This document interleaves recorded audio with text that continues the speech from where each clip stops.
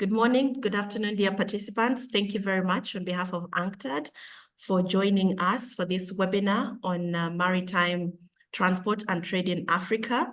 We will be starting shortly, just a few housekeeping announcements. I would like to request all participants to please turn off their cameras to save on bandwidth. And also for those who are not speaking, please mute your microphones. We will have an opportunity later on where we can turn on our cameras and take a group photo. There is about 33 of us connected right now, and I would like to hand over to Ms. Diane Sainzoga, who is the Chief of UNCTAD's Regional Office for Africa based in Addis Ababa, for her opening remarks. Diane, over to you. Thank you so much, Judith. Ladies and gentlemen, distinguished participants, good morning and welcome to this webinar. It's really my distinct honor and pleasure to welcome you this morning to this webinar focusing on addressing the vulnerabilities faced by global supply chains as per the UNCTAD review of maritime transport 2024. A few months ago, some of you may be well connected that time. We had a webinar on impact of shipping disruption on trade in Africa. So this shows the importance of maritime transport in global supply chains and how this is really an important topic for UNCTAD.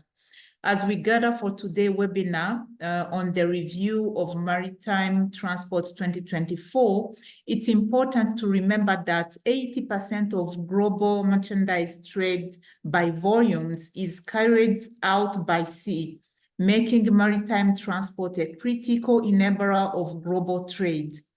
Whether in developed countries, developing countries, or even landlocked countries, so access to international shipping and port network directly affect trade competitiveness. So everyone is really affected by these maritime transport related issues. But as we all know, the world maritime trade is facing increasing challenges, especially with disruption at key choke points.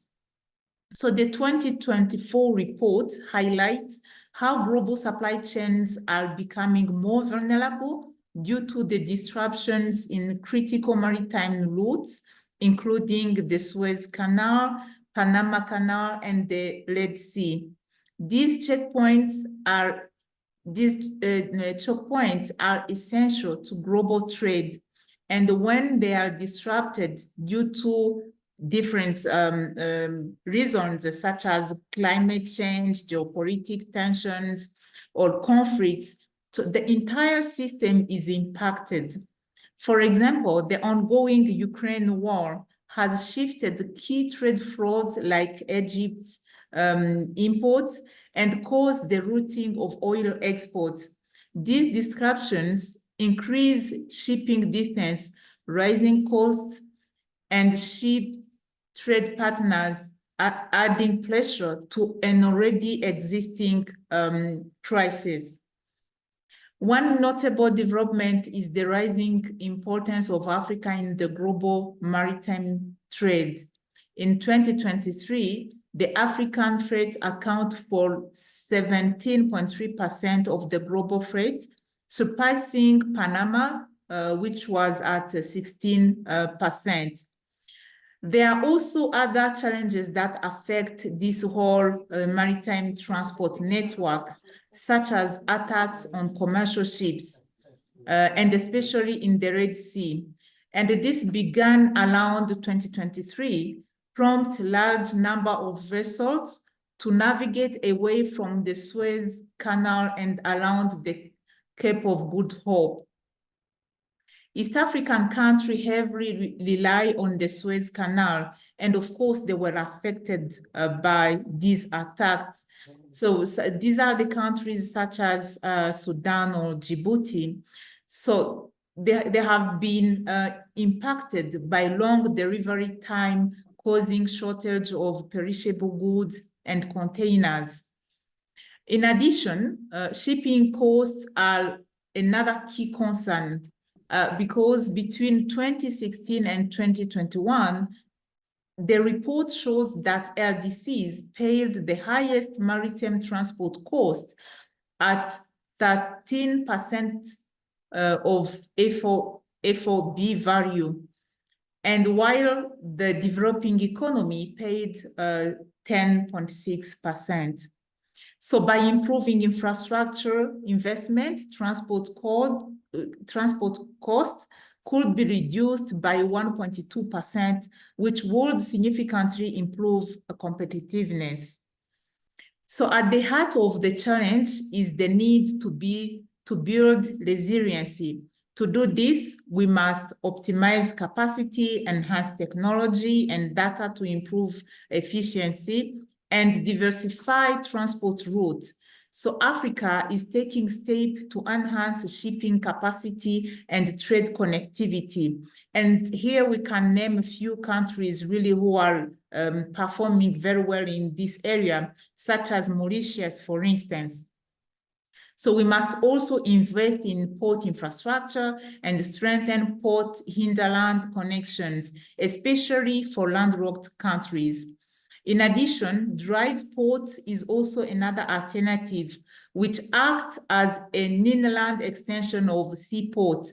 And the dried ports plays a crucial role in decentralizing cargo handling and improving supply chain efficiency. So without really taking too long, today's discussions will provide an overview of the recent vulnerability in the global supply chains, particularly at the maritime choke points. We will share the latest insights on strengthening maritime transport resilience and efficiency, aiming to keep global trade sustainable and interconnected despite potential disruptions.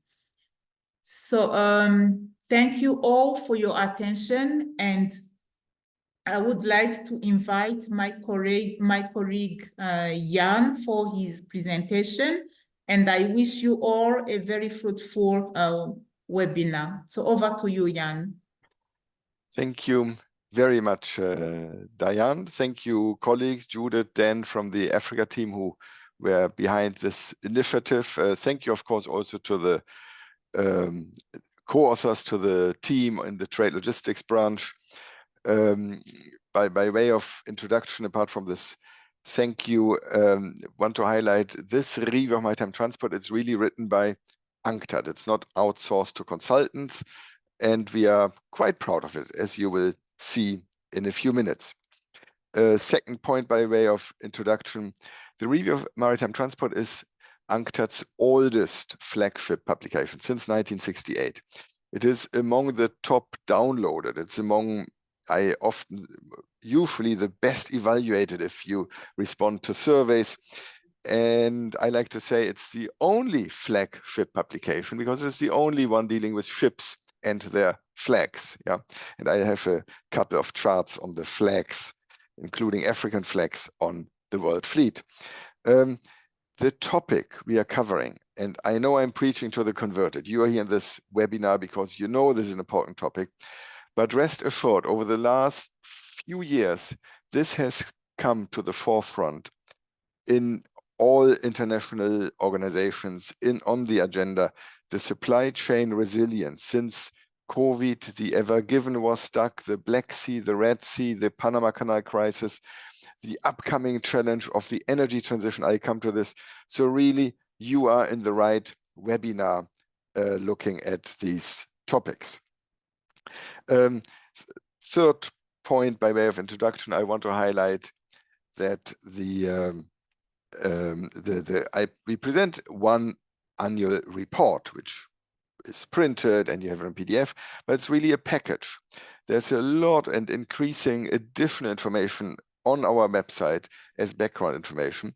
We used to print statistical annexes. Now you can download for some time series since 1980, the fleet, the seaborne trade, the port traffic, port performance, liner shipping connectivity index. So there's a lot of data in the package, then you can go to your own country profile. For every country in the world, we have a 3-page profile where you can see what is your market share in the different segments, what is your trend in the shipping connectivity index, what is your fleet, national flag owned, and so on. So before I now start sharing screen and share this year's report with you, I wanted to do this little sales pitch about the story and the package of the review of maritime transport. Let me now start sharing screen. We tested it before. I hope you can now all see on your screen the cover, the review of maritime transport. And I will go through 3 key points, agenda items. My introduction is the choke points. What are choke points? Why are we focusing on this year? Then the main part actually of the presentation is discussing the impacts. What does it mean? What has been happening in the last years? And concluding, again, going a step back, also looking at a few earlier reviews where we looked at the energy transition, at COVID, at competition issues. What are challenges and opportunities for African countries? Let me start with the choke points. So choke points, let me just read it out to be 100% clear and not get my German accent wrong. Maritime choke points are defined as critical points along transport routes that facilitate the passage of substantial trade volumes, which serve as vital arteries for global commerce, connecting important regions worldwide. And due to limited alternative routes, disruptions can lead to negative impacts in supply chains and to systematic consequences that affect food security, energy supply, and the global economy. And you see this nice little map of major choke points, and we go through them, the importance for different trade routes and so on. Something that we do not have in our printed review is this little movie. So I'm sharing with you a movie done by our friends at Marine Benchmark that really shows the moment where terrorists shot at ships and seafarers, and ships had to detour. They have now to go around South Africa. What you see here are only big container ships of 14,000 TEU and above.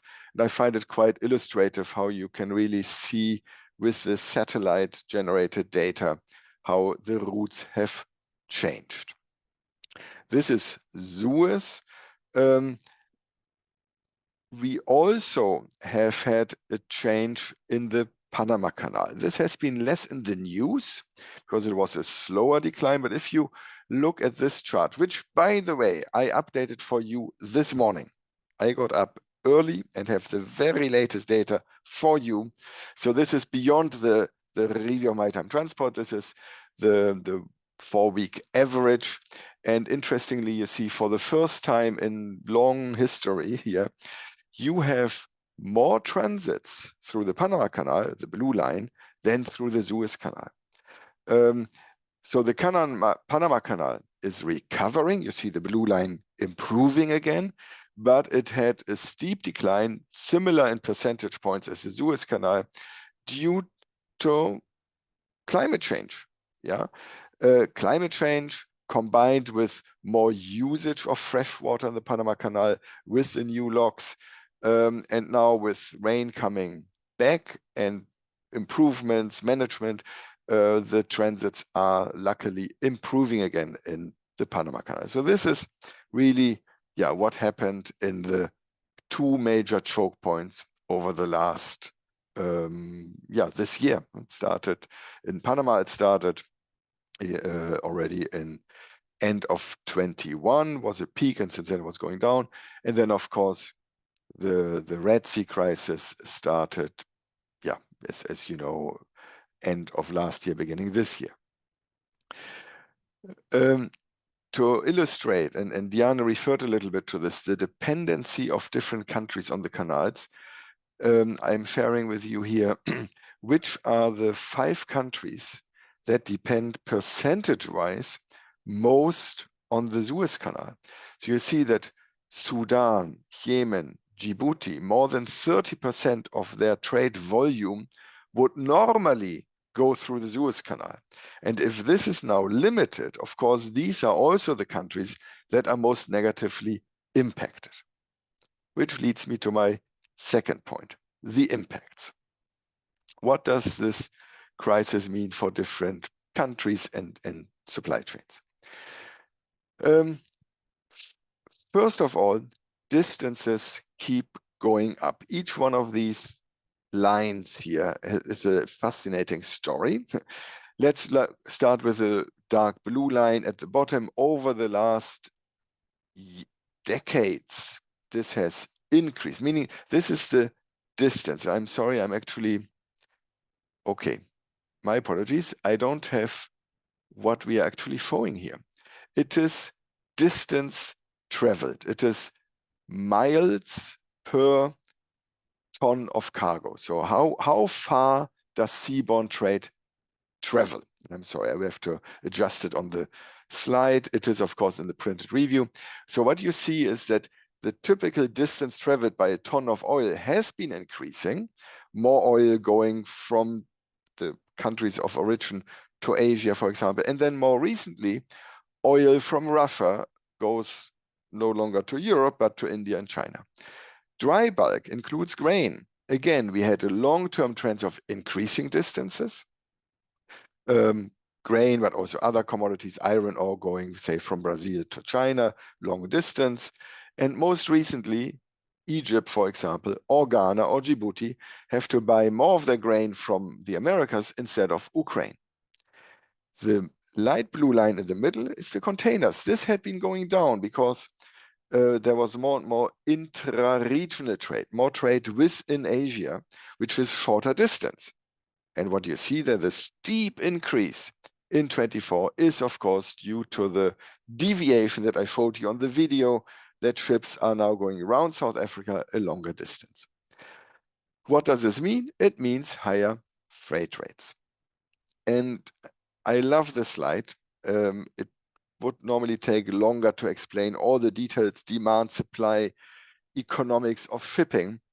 But I just want to get across here, if we do not have enough supply, not enough ships for what is required, freight rates go up. So the supply line in the middle picture, the red curve, supply goes to the left if, for example, during COVID, ships are stuck in the port. So if ships spend 20% longer in port, as happened during the COVID crisis, you de facto move the supply curve to the left.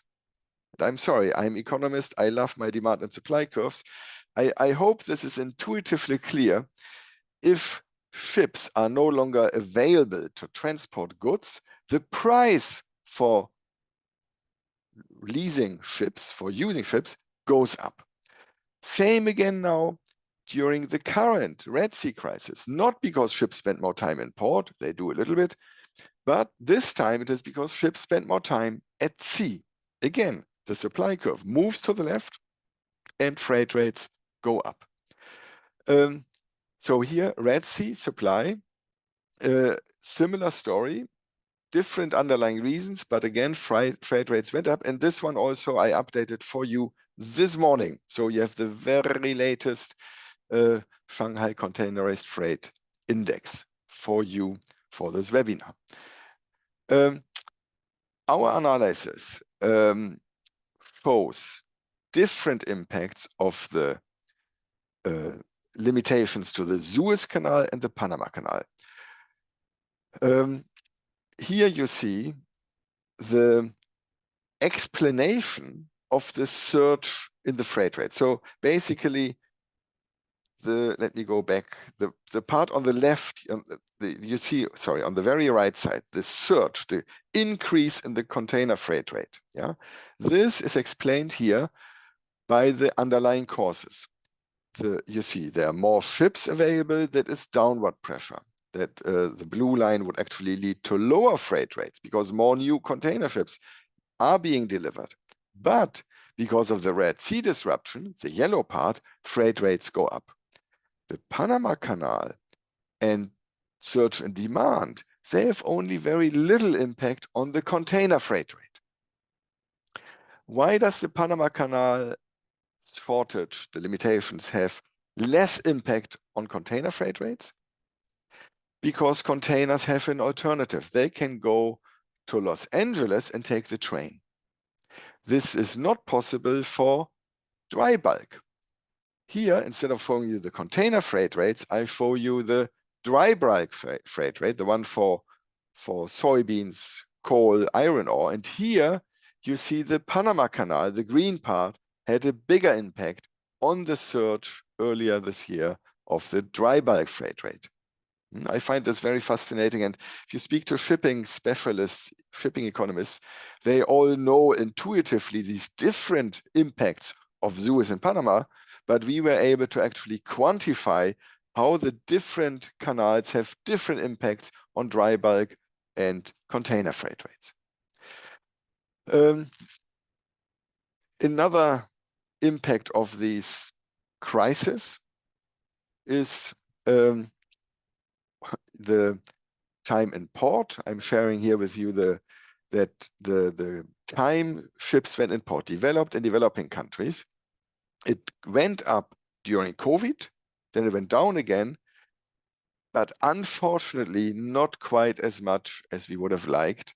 And it is still higher. It's bad, huh? If you spend more time in port. It's these are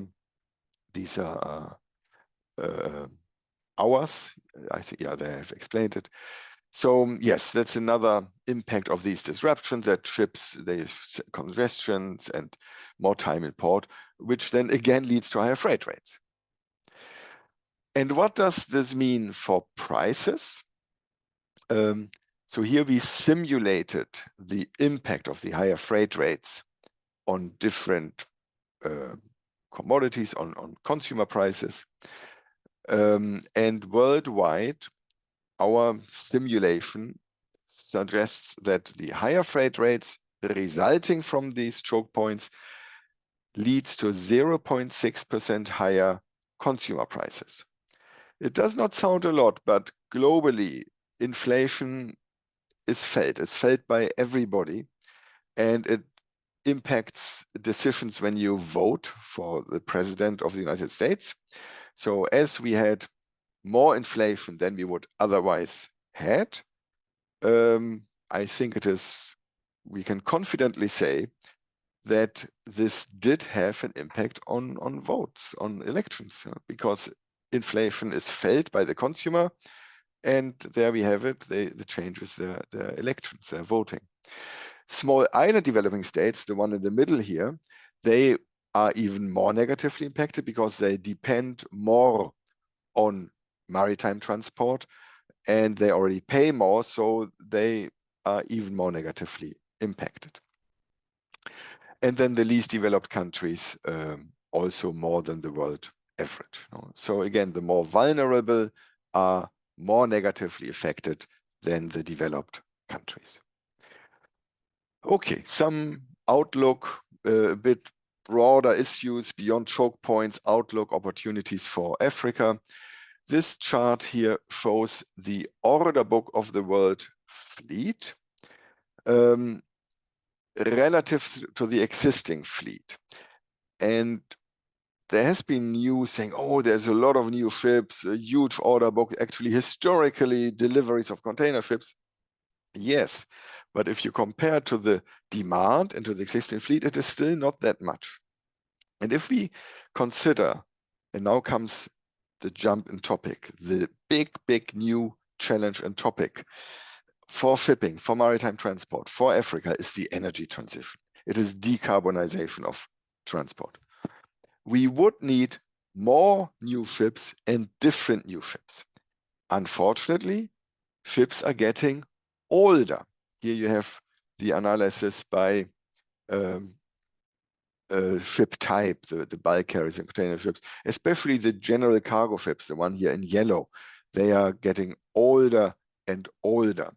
And that's not good. We would need more ships, newer ships, but because of uncertainty, because ship owners, investors, investment funds but also the ports that need to provide the energy, the pension funds, the shipyards that need to provide the building capacity. Everybody is uncertain, what fuel should I use in future?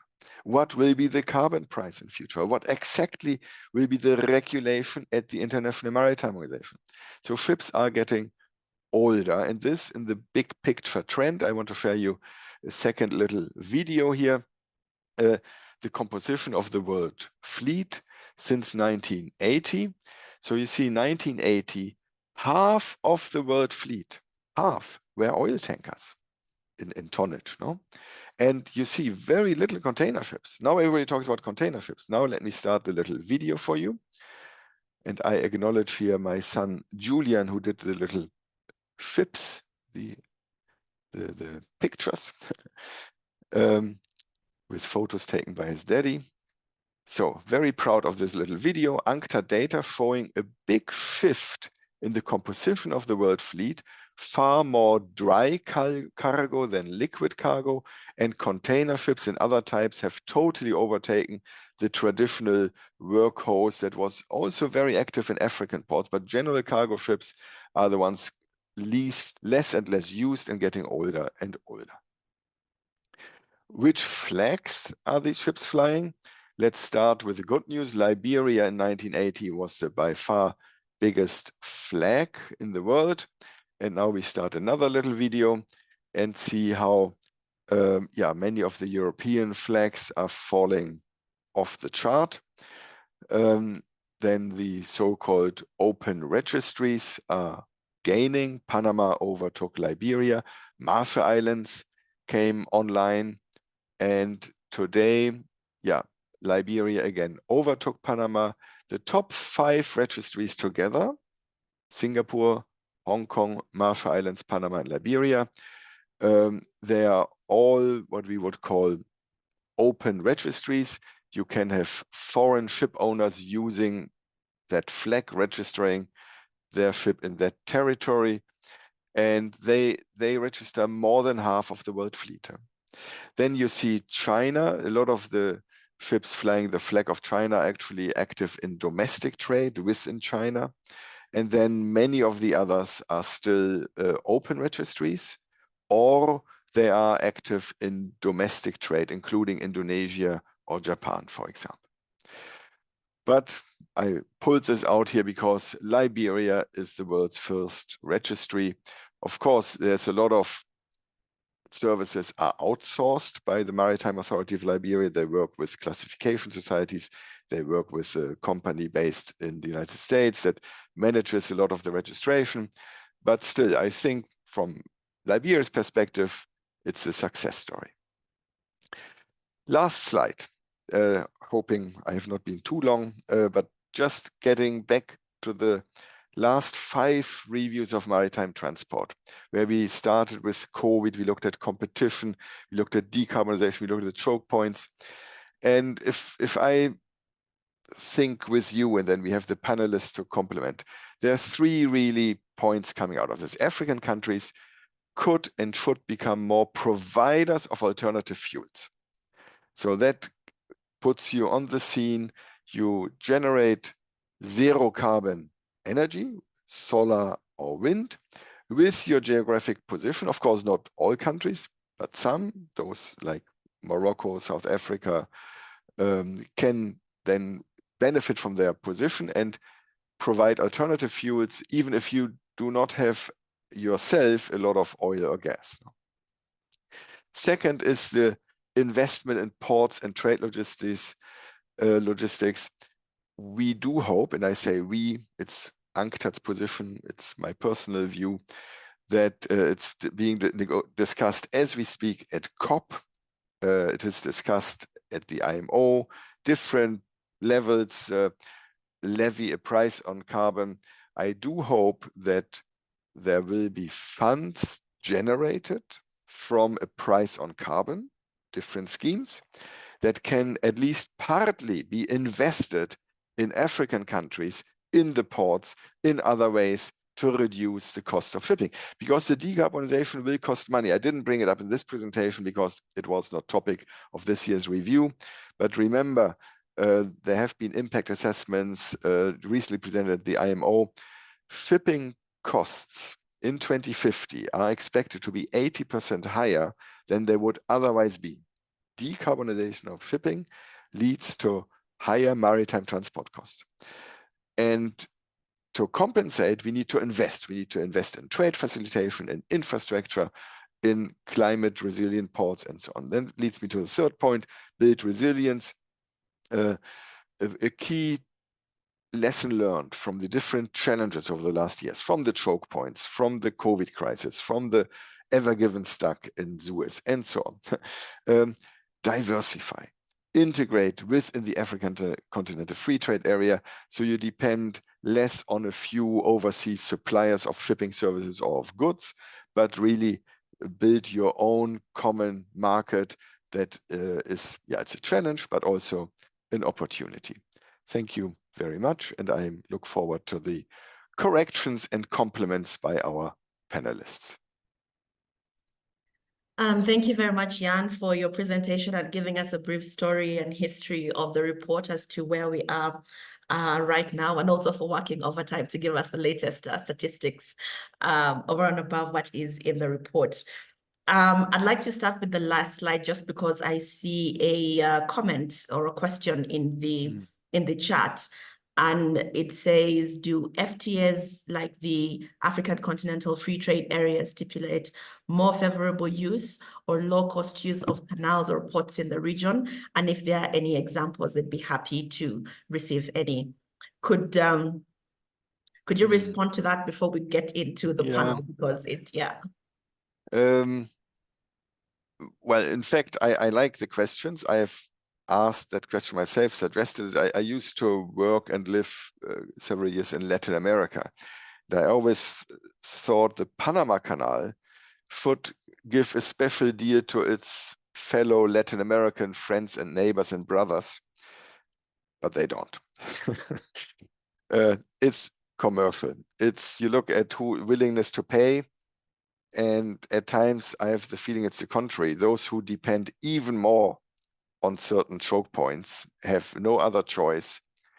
They are charged even more. I'm not saying that any specific canal or infrastructure is doing it, but if you think purely commercial, if you know the price elasticity of demand of your clients, unfortunately, it may not always happen.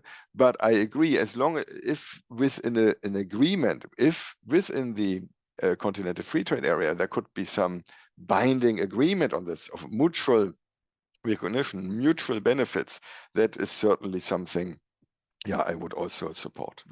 But I don't think I have an example that would be in the. I'm not saying they don't exist, but I'm not aware of examples at the moment.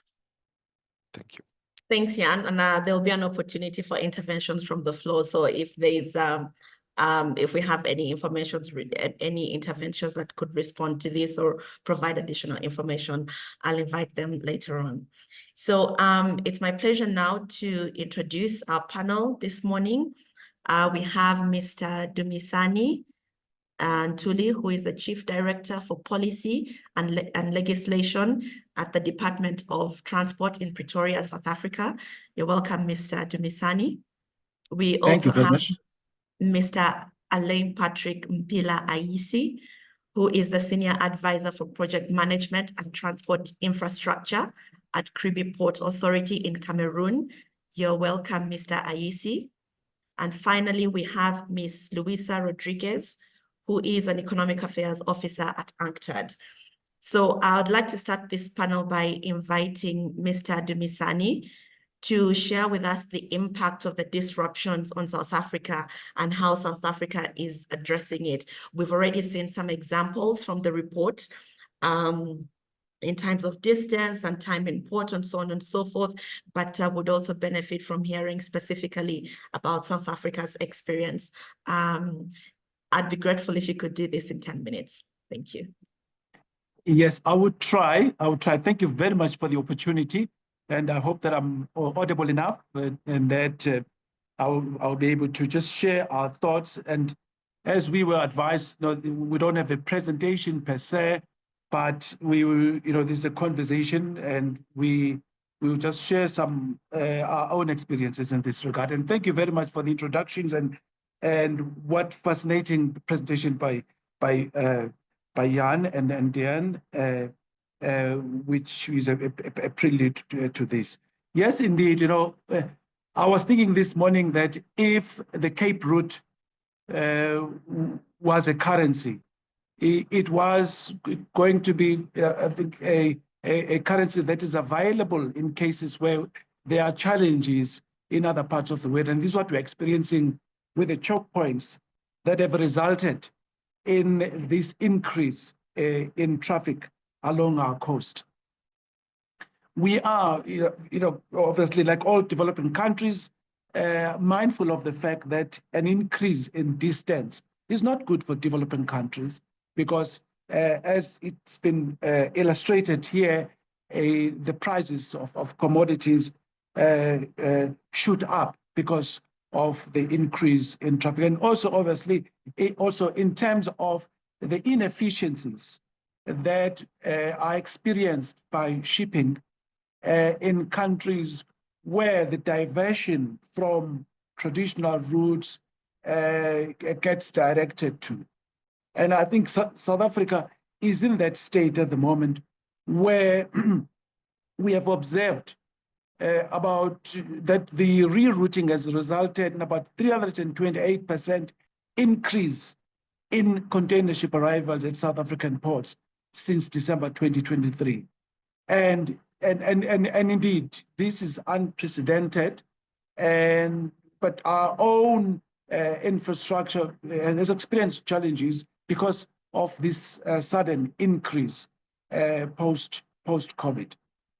I must as well just say that there have been benefits for South Africa as well, in that these rerouting of vessels have brought with them opportunities for increase in refueling in our ports. South Africa has got a well-established import bunkering services and suppliers, and we have been able to respond to this increase, and we don't have any concerns in that our port system is unable to meet the demand that is increased. But also because we are part of a community of ports in the continent where there are challenges experienced in South Africa, vessels are able to progress to neighboring ports, and those ports are able to provide the kind of services that ships would be expecting from them.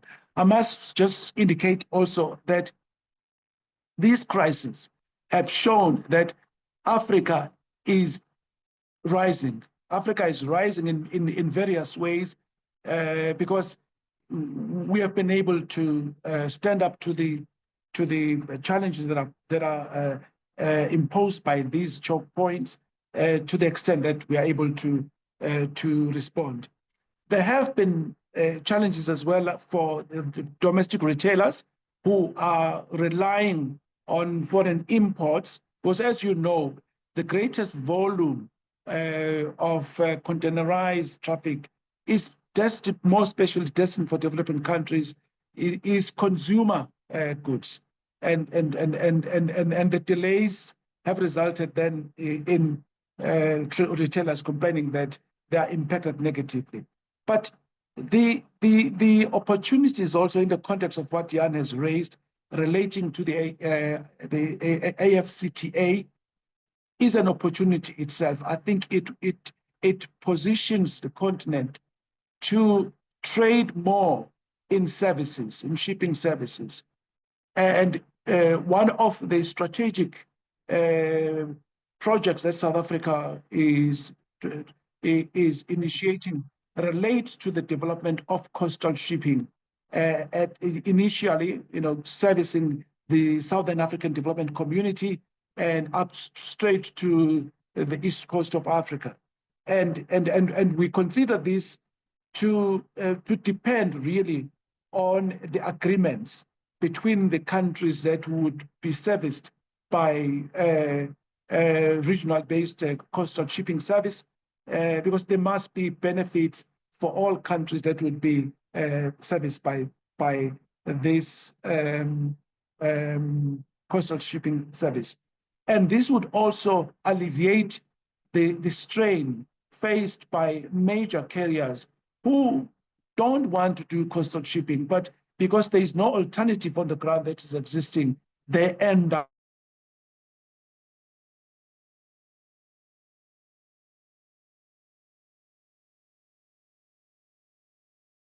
doing it.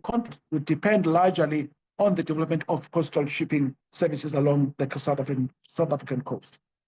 And just in conclusion, yes, the opportunities brought by decarbonization presents Africa with an opportunity of providing the alternative fuels. And I must indicate here that SADC is hard at work. I think we've seen very good plans that are in place, and I think the World Bank report shows that indeed the continent, more especially Southern Africa, would play a critical role in future supply of renewable energy sources. And I think our ports in Saldanha and Bukubai already are positioned to play a part in that area, but also the other decarbonization initiatives indeed will position the continent and Southern Africa in particular to play a critical role there. So indeed, I think the revelation that in actual fact, the decarbonization is likely to increase to about 80% of costs for shipping trade is concerning. And indeed, we are also working together at the IMO to ensure that the strategy, the GHG strategy, is such that no one is left behind, and the impact that are being identified would help deliver a solution that would create a balance and ensure that developing countries, particularly in Africa, play their critical role. And there is a balancing act of ensuring that they are not impacted negatively. So I will end here for now, and obviously would engage with the question that will come on the floor. Thank you very much for the opportunity. Thank you very much, Dumisani, for giving us that round picture of what South Africa is doing, some of the challenges and benefits that have come with these disruptions, but also importantly sharing with us some of the regional experience in SADC and also the opportunities presented by the AFCFTA. I can see in the chat box there's a lot of questions relating to the AFCFTA, and we shall come back to that. A question that we'll pose not just to you, but to other speakers as well as participants that have joined this webinar. We'd now like to move on to Mr. Patrick Aisi, who will share Cameroon's experience in the maritime sector. Patrick, over to you. Thank you, Judith. I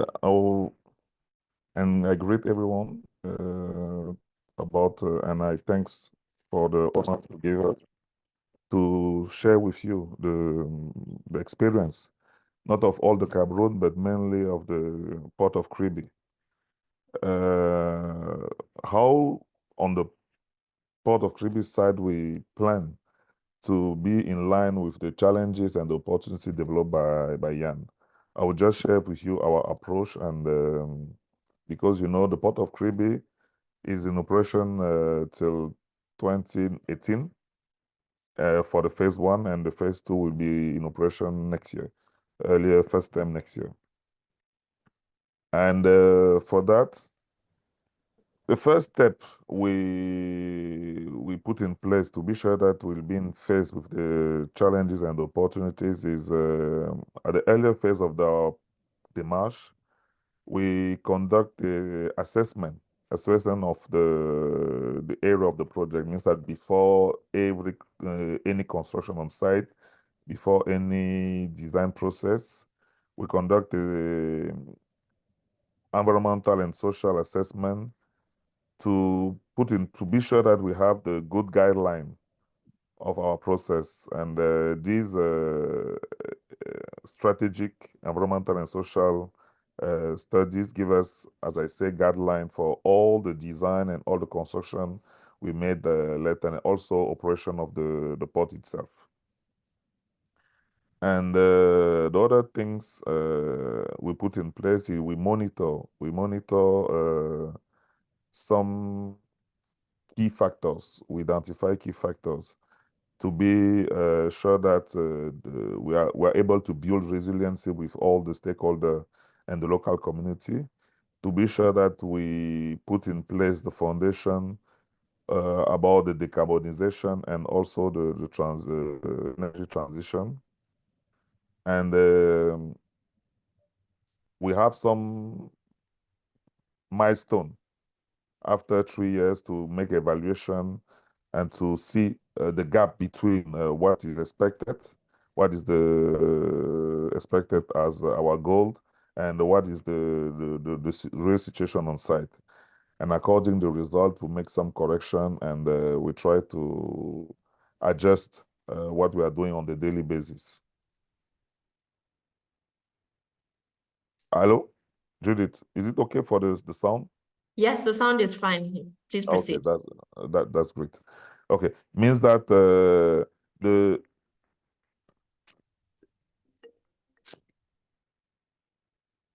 hello? We can hear you well. We can hear Okay, you. okay, Yeah. We okay, can hear you well. okay. Merci. Means that for our point of view, the first thing is to build a sort of methodologic approach to be agile, to be sure that on the way you are able to adjust ourselves according to the choke point you face, to be sure that you have the process, put in place the process to let you be able to face the challenges and to benefit, to build benefit according to the opportunities you have. This master plan, as if I can say it like that, is very crucial for our point of view. It's crucial to have a master plan who is it's like the captain of what you are doing on the daily basis.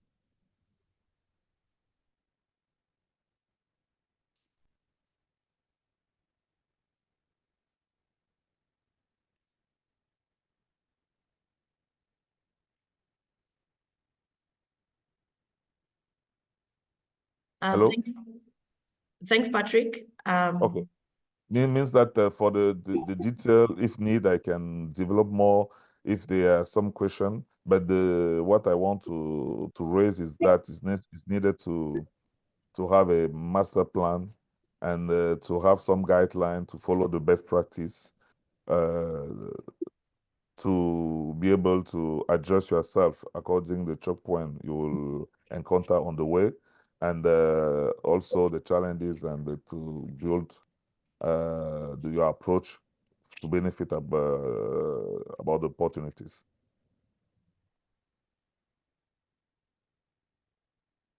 Okay, thank you very much, Patrick. I think the key takeaway from there is the existence or the importance of having a master plan and guidelines to adjust according to the challenges that are faced in order to be able to respond to them effectively and in time. Thank you, and I'm sure there'll be questions from the floor for addressed to you as well, and we'll come back to that after the final panelist. I now have the pleasure of introducing Ms. Luisa Rodriguez, who will share with us some findings and results from UNCTAD's Sustainable Port Assessment of Port Louis in Mauritius. And this is based off of how the port has been working, taking into account that digitalization and smart solutions are also becoming increasingly important in the maritime sector. Luisa, over to you. Thank you, Judith. You hear me well? The sound is okay? Yes. Yeah. Okay. So very pleased to be here today to be part of this conversation. I've seen already the interesting questions that you are asking the panel. So I'm really excited to be here, and thank you so much for this invitation. So just coming back to this point that Jan was mentioning about taking it from there, the opportunities and the challenges, with a particular focus on Africa. No? So I wanted to introduce to you a project that we're working with 3 pilots in Africa. We have a small port, a medium port, and a small, a medium, and a big port. We have Tangier-Med, we have Tema in Ghana, we have Port Louis in Mauritius.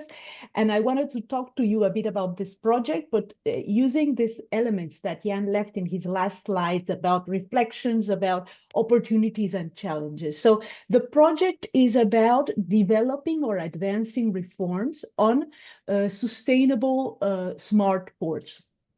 And this concept, I will refer to the definition that we have in a few minutes, but it's focused, it can mean, sustainable port can mean different things. In the context of this particular project, there is a strong focus on energy transition, and it's basically about opportunities related to the production, distribution, bunkering of alternative renewable energy. And again, going back to those elements that Jan mentioned in his last slide, this is an area of interest for various reasons. I will cite 3 to keep in line with those 3 elements that Jan likes always to refer to. First element is this issue of resilience. I think this came very prominently from Jan's presentation in a context when we have witnessed disruptions in recent years, and this is like becoming the new normal.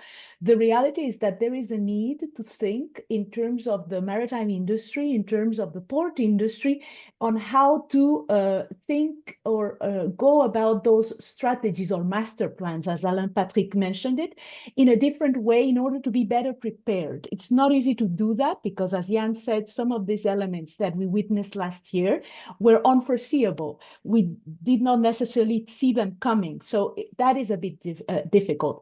But from the perspective of energy and from the perspective of ports, what is very clear for us, from the perspective of UNCTAD and the work that we are doing with the ports, is that ports have a key role to play in terms of this decarbonization advancement.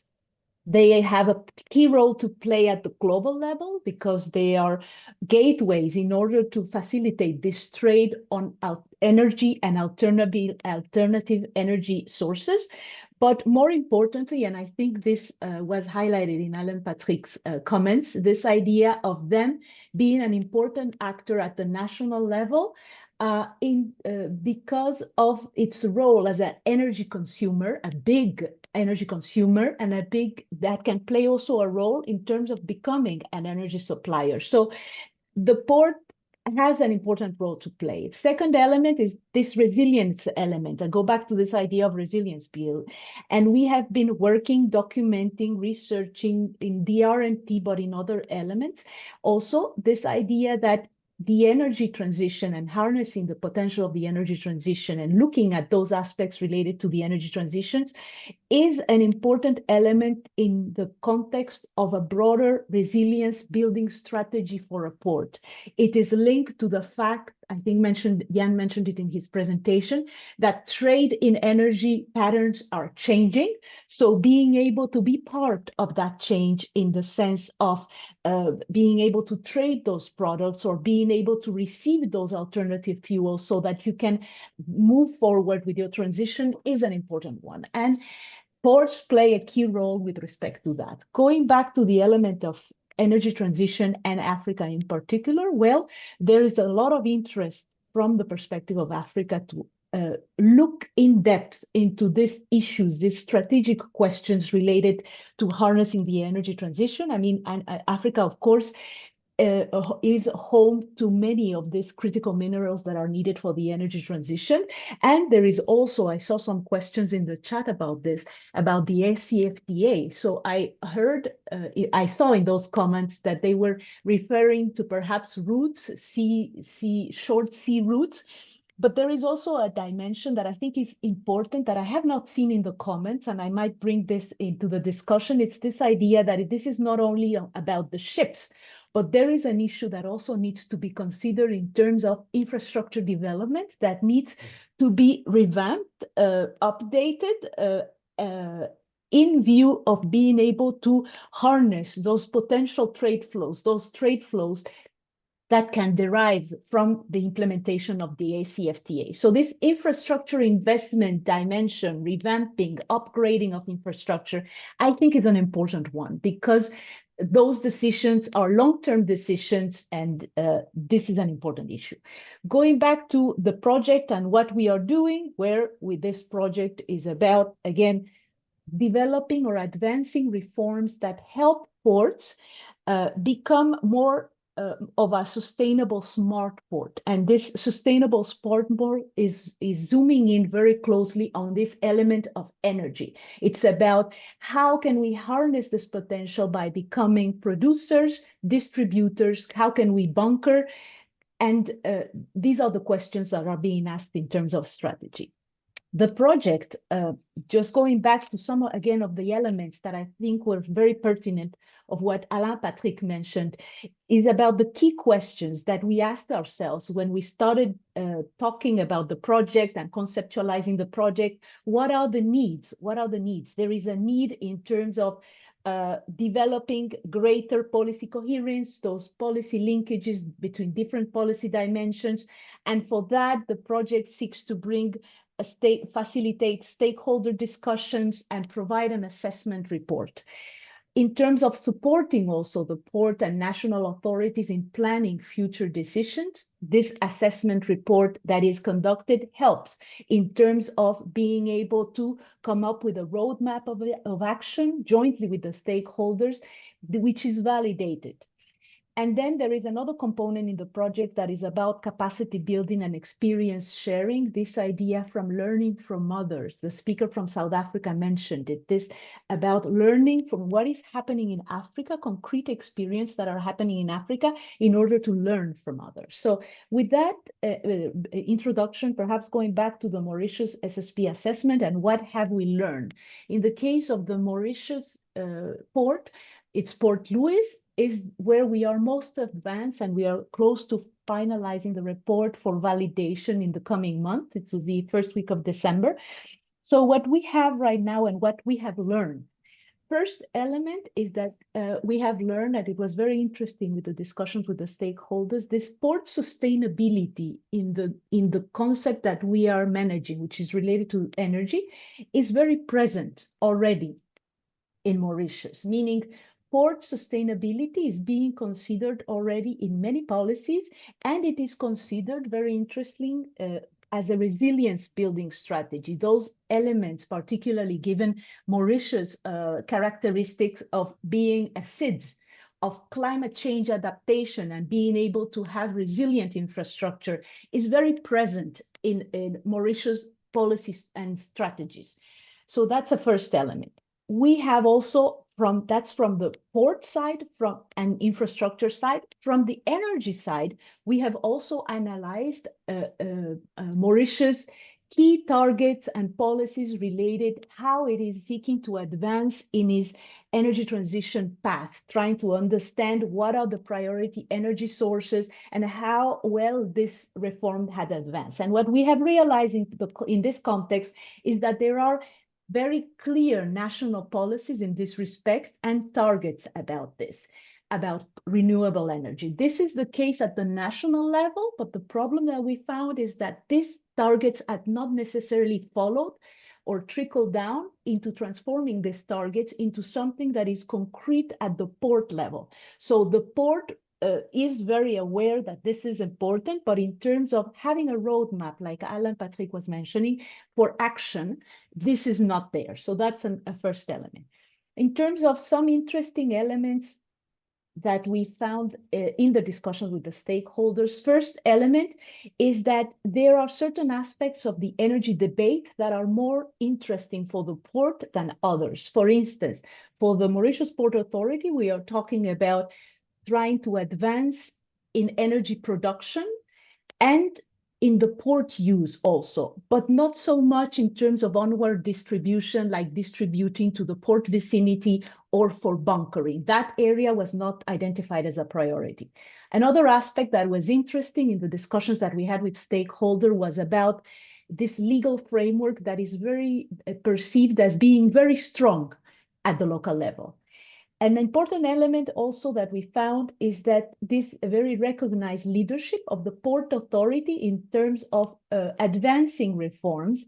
And what was interesting is that we realized in talking to others coming with the Port Authority is that there were many other, let's say, imperative of moving forward with the energy transition, which gets translated into strategies and plans in different entities. This exists also in all of the stakeholders. What was missing, I would say, it's this idea of connecting those stakeholders so that they could join forces and advance together. To give you an example, very clear, very concrete about the finance. Finance was recognized as a very important issue, mobilizing finance to be able to scale up all the existing initiatives and what is being done as pilot projects at the port. Finance was a major problematic issue, also derived from the fact of the level of GDP that Mauritius has. It makes it ineligible, let's put it like that, to some financial opportunities at the multilateral level.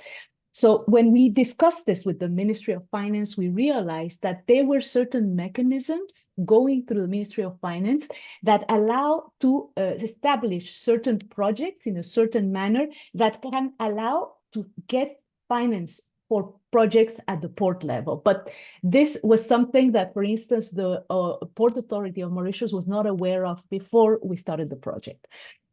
So just 3 recommendations, just to give you an example. I mean, there is a lot of material in this report that is analyzing cross-cutting elements of port reforms, and that is analyzing also project-specific recommendations in 3 priority areas that were identified.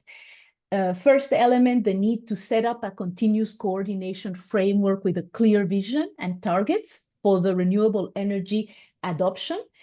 Energy management plan for the port. There was scope for improving this and developing KPIs and some processes to gather the necessary data to be able to implement certain ISO standards in this respect.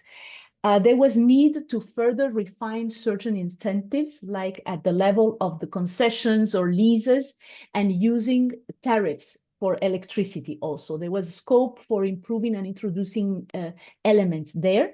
And then this aspect of priority project advancement. I think this priority project element is an important one, particularly regarding the mobilization of funds. And what we realize in discussing with the stakeholders is that sometimes this discussion about broader policy matters that don't go into the detail.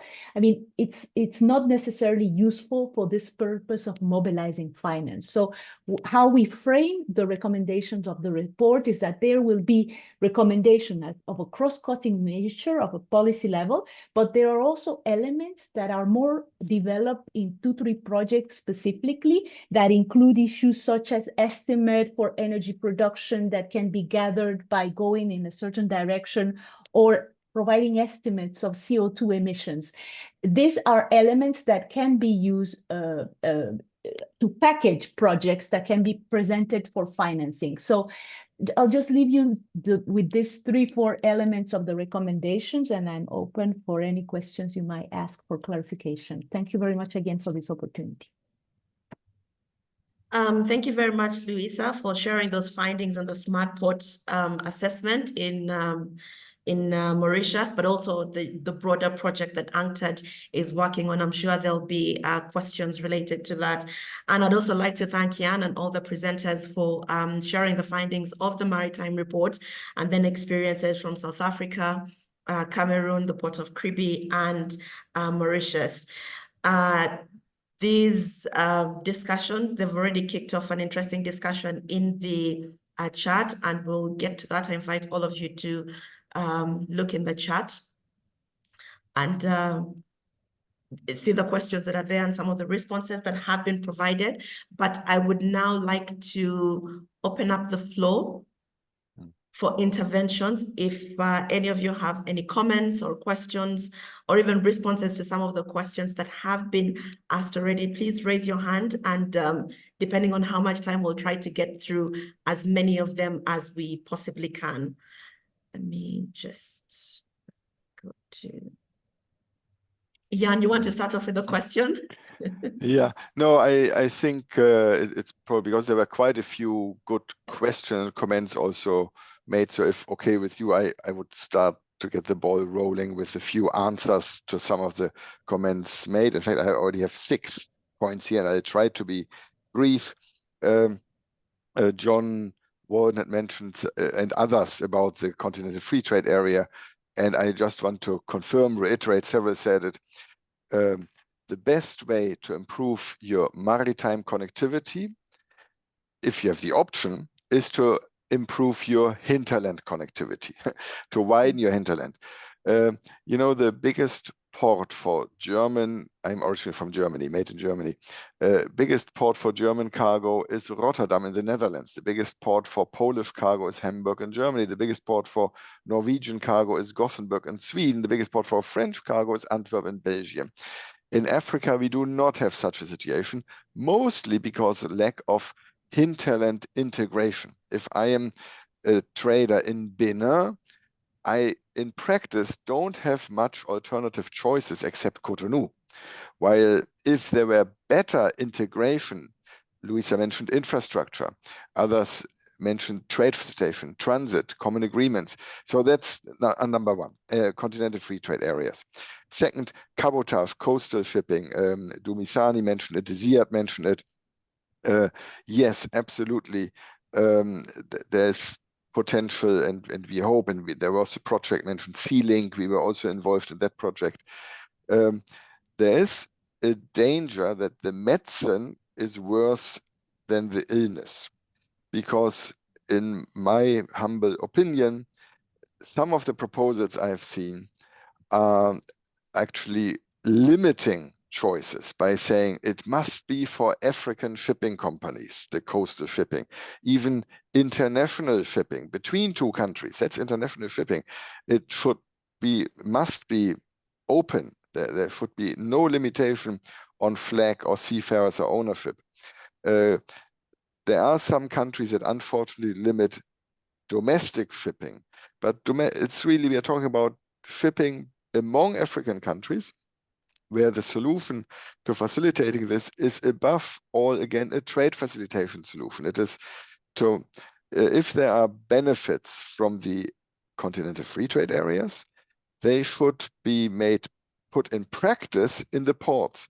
If a container comes to Cameroon from South Africa, it should be on a fast track in the port. This is what will help coastal shipping, in my view, more than ships and freight rates. And that actually leads me into a third question. It was by Yaya Yedan and others highlighted, freight rates went up instead of down.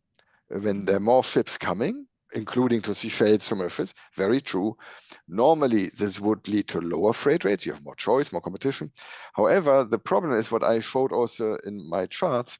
You have a global increase in freight rates. There's a global shortage of available ships. So if you want to lease a ship today, it is more expensive, independent where you are. When the Ever Given was stuck in Suez, the freight rate that went up most the next day was the freight rate between Shanghai and Santos, and also between Shanghai and Lagos, actually. They don't go through Suez, but they went up because all of a sudden there was a global shortage of ships and containers, and those routes that are very thin, very long, very imbalanced, they went up most. That was my third quick answer. There was a question on Chinese investment. Jose Rafael asked about, is there potential also in Las Palmas, for example? Absolutely. We haven't published it yet, but I've done some correlation, some data. Those ports that have attracted more Chinese investments have, on average, also improved their liner shipping connectivity. However, you all know the stories that some countries may have incurred too much debt to have attracted this investment and now have difficulties paying it back. So be careful. That was fourth point. Very happy to hear Dumisani confirming the commitment to the IMO process, the decarbonization process. I want to reiterate, I mentioned it briefly. Shipping costs will go up. Let us not cheat ourselves. Decarbonization will cost money, but it is not, I repeat, not because of the levy. If we have a levy, the money paid to the levy, the income generated through a tax, through a levy, in 2050 will be zero, by definition. Because by definition, supposedly by 2050, there will be zero. That's at least in this ambition of the International Maritime Organization and the members, including South Africa. So the message that we have preached is that a levy makes the overall cost less. It leads to more efficient solution, to a faster adoption, and it can generate funding then to help also African countries. And sixth and last point I took from the chat, there was a question about Ethiopia. No, Yedan asked specifically why Ethiopia is not among the most affected. Ethiopia is also affected, but it was not among the top 5 most strongly depending on the Suez Canal. Ethiopia trades a lot with Asia and with its neighboring country, but yes, Ethiopian trade, of course, also is affected by the limitation from the Suez Canal. So far, trying to be quick on 6 points I noted from the chat and the comments. Thank you. Thank you, Jan, for helping us go through all the questions in the chat and responding to some of the comments that Judith, are your there. camera is off. Oh. Just to Yes. see your Yeah, friendly so smile. thank you for helping us. I think we're now caught up on the questions in the chat. And I'd like to invite Mr. Dumisani now to make his intervention as well. Mr. Dumisani, over to you. No, thank you very much. And I think just to supplement what Jan has just shared now, but also to highlight the point that the success of intra-Africa trade depends on the increase of trade in products between African countries. We have studies that show that coastal shipping as a service on its own would not be sustainable unless there's an increase in product trade. For instance, a container ship may move up on the east coast of Africa to Kenya, full of commodities of various types. But the challenge is that the return journey may just be half full or empty. And this is because there is not much intra-Africa trade in products. And this is what the FCTA is driving at promoting.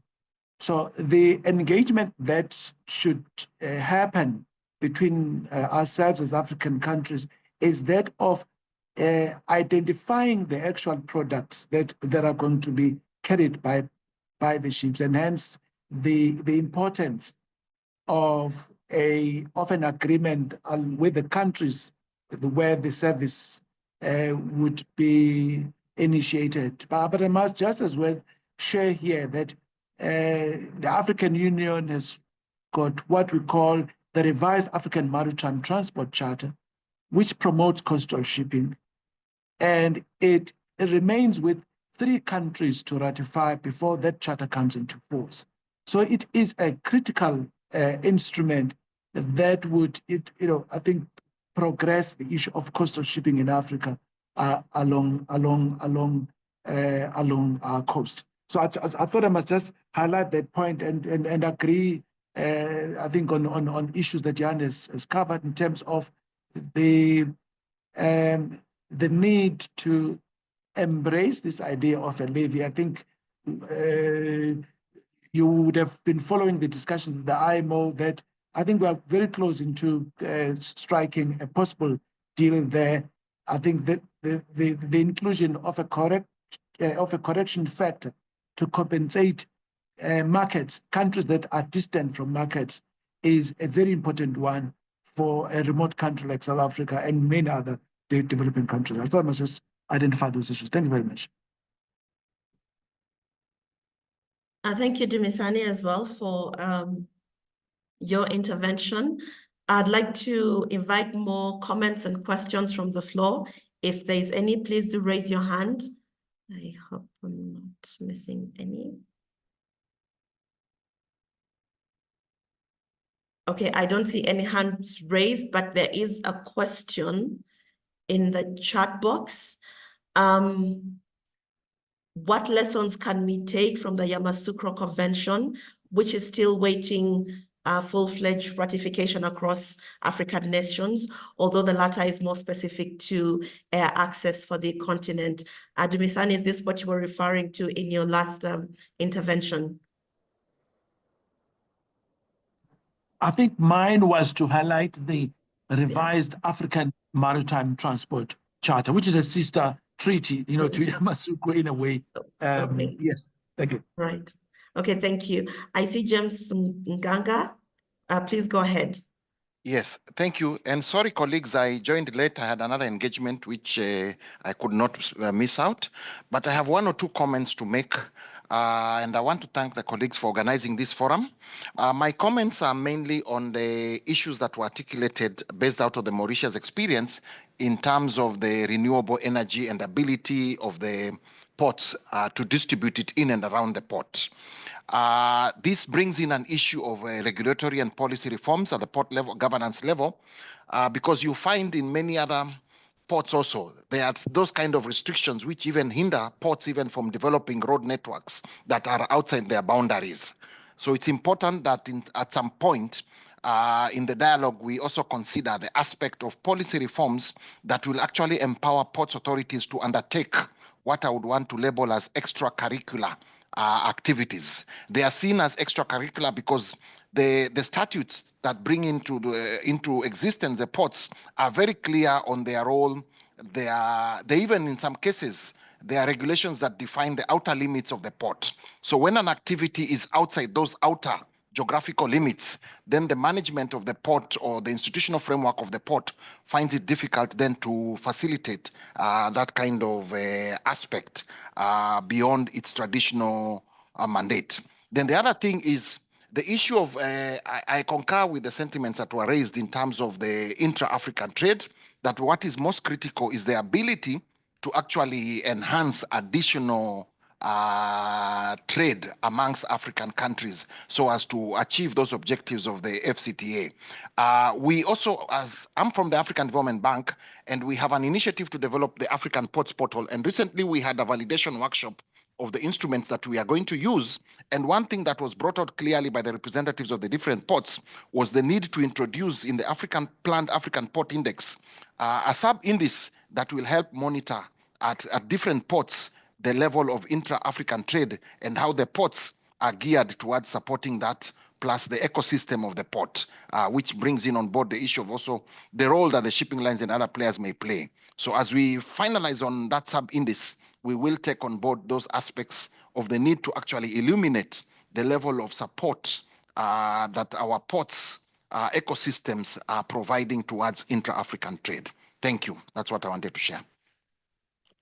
Thank you, James, for those comments. I see Yaya and Sriram. So let's start with Yaya and then go to Sriram. Please, if it's a question, just let us know which of the speakers you're addressing your question to. Thank you. Thank you. It's a comment. I just wanted to shed some light on the issue of developing African maritime coastal shipping. I had the opportunity to coordinate the work of Transport and Connectivity Strategy Group of the Africa-Europe Foundation, together with my friend Ziad, who is in attendance. And the main finding was that indeed we have a lack of conducive regulatory and legal framework to support the development of coastal shipping. Let's just focus on a few of these challenges. One was the fiscal or tax issues. If you want to set up a coastal shipping company, you are faced with the same tax regime as a big shipping line. which are your competitors when it comes to coastal shipping because they have their own transshipment. Two, if the regulatory setup is such that it is very cumbersome to be able to create, to set up a shipping company in Africa. Even if you want to be involved in coastal shipping, you have to go through 4 ministries, sometimes 5 ministries. It is not centralized. Now, in terms of operation, these small vessels that are involved in providing coastal shipping service do not enjoy any berthing priority. Let's take a practical case. You leave from Djibouti with cargo meant for Somaliland, Berbera port. It's what, 15 hours? You get there, you have no berthing priority, you can wait 18 hours. Your port waiting time is most of the time higher with your shipping time. I mean, it's similar in all the port. You move from Dar port to any nearby port, you'll be faced with the same thing. Now, also to add to it, custom procedures. You are carrying cargo from Sudan, originated from Sudan, or let's say cargo from Cote d'Ivoire, which is meant to Ghana or to Nigeria. It is ECOWAS trade limitation, under trade regime. It's not, it's agricultural product, yet custom processes does not give any priority to those kind of product.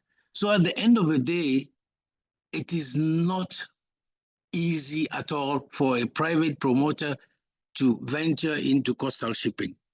This is why we think that we need to create a continental framework to be able to support the creation of coastal shipping services and be able to sustain their operation. Thank you.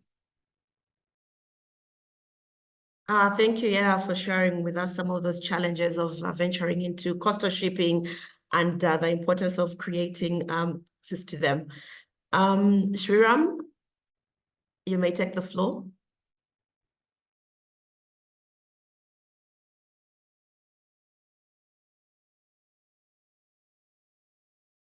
Shriram, you're muted. Could you unmute?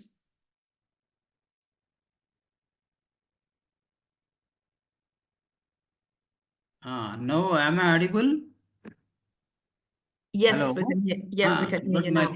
my picture is not coming. I think you have muted my video. Anyway,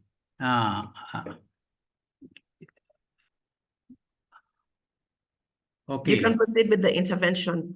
Okay. Yes. Now I am on the floor. I would like to request you. The program connection is also very troublesome. I could not get until half an hour trial. This must be rectified in the forthcoming sessions. This is my humble request to you. The second thing is, today noted economist Thomas mentioned that Kerala is the best, adjudged as the best port in the country of India. Whereas there was no discussion about any trade between India and South Africa. We are the largest producers of fisheries, and several programs of WTO and UNCTAD are being implemented in India.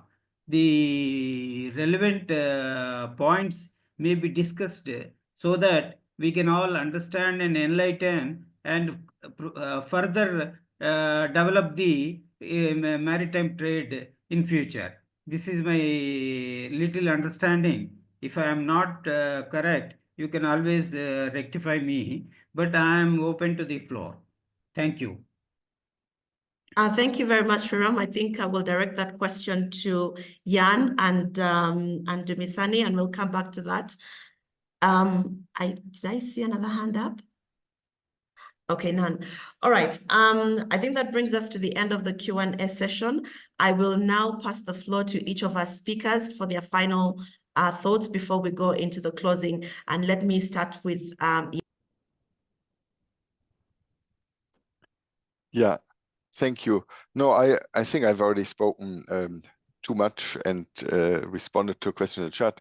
The last question by Sri Ram, he said the connectivity was not that good, and I confess I'm also not sure if I 100% got his question, but maybe a more general comment about this bilateral trade and connectivity, and it's a bit about the chicken and the egg that we find. The moment you have better shipping services, including more frequency, more direct instead of transshipment, bigger ships with economy of scale, more competition, more choices. All these are components we include in our liner shipping connectivity index. And there we do find that the moment you have better connectivity, you also achieve lower trade costs, like the CIF-FOB ratio, freight rate, whatever you measure, on average goes down, and more trade volume. And the causality always goes in both directions. If you have more trade volume, you also attract more shipping. And this then again could come back to intra-African trade. So once you have more demand, normally ships have this beautiful advantage of being able to swim. Yeah, you can allocate them a bit quicker on different routes than you can a cement factory or a brewery or of infrastructure in a port. So there is clearly a causality that comes from demand for trade. And I myself, with two colleagues, we did a study on trade off South Africa. Some of these things, happy to follow up, and I can share by email also that particular study. I will make note of that study in MEL, which confirmed this chicken and egg thing, the causality. Also South Africa with India, for example. So while there's a strong causality, if there's more demand, the ships come, but they don't come automatically. And there's also causality in the other direction. Very, very, very simplified. You could say that causality from demand to supply is 3 times stronger than from supply to demand. Meaning, if there's a direct shipping service between any African country and India, on average, trade statistically is 40% higher. And that 30 percentage points of this 40% are that there's more demand, and that is why there is more direct service. I hope I'm not too confusing here. So there's more volume. That is why shipping lines start providing a direct service. At the same time, if there's a direct service for other reasons, maybe it's a wayport, maybe ships are passing by, or like from South Africa via India going to China, then also trade will increase by around 9 to 10%. So 30% of these 40% correlation is demand impacts on supply. But, and that is our motivation, we want to improve shipping services. When there's better connectivity, better ports, more direct shipping services, there will also be more trade. I hope this long was not too confusing. Thank you. Thanks, Jan. Mr. Dumisani, your final thoughts, please. Following after Jan, it's not easy. But I think we have found these tools that UNCTAD has developed very, very useful and telling, because at the end of it all, I think is that we have to provide better service to consumers. At the end of it all, so it's not the luxury of owning or controlling things, but is ensuring that our infrastructure and our connectivity in the broader logistics framework would benefit the consumer. Yes, I think I heard the concern from Sri Ram, who's joining us from India, and just to share that I was due to have been part of the Great Oceans Dialogue that India just successfully, I think, is concluding today. But I think logistical problems made it difficult. And I would be willing to take Sriram's issues offline and see what's the best way of collaborating in this and other areas. But yes, indeed, I think the issue of connectivity is critical, and the continent has to improve, and more especially on the issues that Yaya has covered in terms of custom tax, pathing priority. And these issues are possible to be negotiated, not with all countries, but with I think starting at the bilateral or at sub-regional level, we can make progress. And this is what the revised African Transport Charter seeks to promote. I will end it here and thank you once again, the facilitator, and the participation in this very, I think, insightful webinar. Thank you very much. Thank you, Dumisani. I'd like to now invite Patrick for your final thoughts.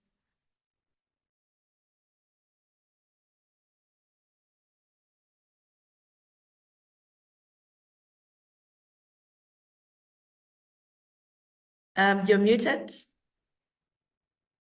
Patrick, you're muted. We can't hear you. Okay, that now is okay. Now is okay.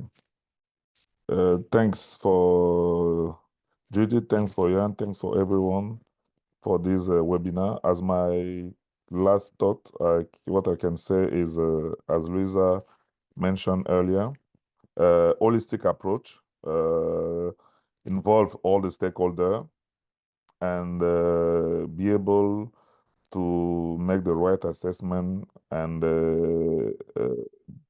try our best to be coherent and consistent. I think with this approach, we'll be able to be in line with all the opportunities we have in Africa, and be able to manage all the challenges, and considering our weakness. That's my final word. Thanks once again. Thank you, Patrick. Luisa, finally, your final thoughts. Thank you so much, Judith. Just to react quickly, the comment that was addressed to me came from James, that I know well. We have discussed a lot about the ports and the energy transition in the context of the project that we have. Being from the African Development Bank, of course, he's a very important partner for us. And just fully agree with what he has said, that there is an issue about the port having, from the regulatory perspective, limits to what they can achieve given the mandates and the regulatory restrictions. This is very clear in terms of issues, for instance, in Mauritius, for electric distribution. The only thing that I want to highlight here is this is precisely why such a project as the one that we have is needed, in the sense that we can make sure that the country is advancing in unison. Let's put it like that. The port cannot do everything, but it needs to collaborate with others, because if all the entities have their own initiatives and they're not reinforcing each other, this is a problem. So just to acknowledge his comment, to agree fully with him, and to say that this is an argument, to say that of the importance of having a roadmap and for action in a coordinated manner, because not everything falls within the realm of the mandate and the regulatory responsibility of the port. Thank you.